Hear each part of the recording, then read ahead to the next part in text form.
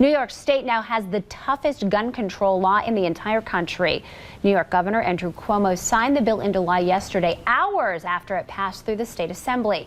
Brandon Roth has more about the details of the law and also reaction from some local activists. Brandon. Good morning, Lisa. The new law aims to keep guns out of the hands of criminals and the mentally ill. It also puts restrictions on the sales of assault weapons and ammunition magazines.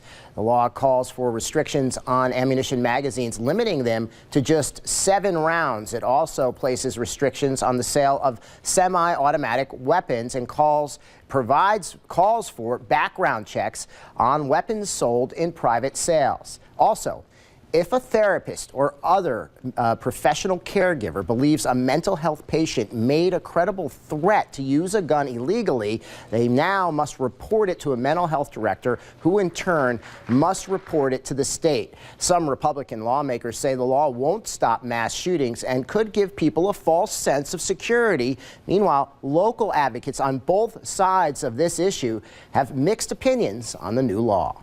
Really, the kinds of policies we're seeing out of New York State, I think, are a step in the right direction, but I think it's not just about the access to weapons, but it's also, psychologically, why do people pick up weapons and what kinds of conditions? But frankly, it's a travesty born of a tragedy.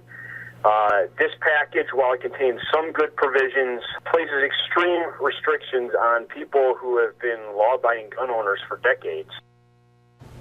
The legislation does allow people who owned or previously owned semi-automatic rifles.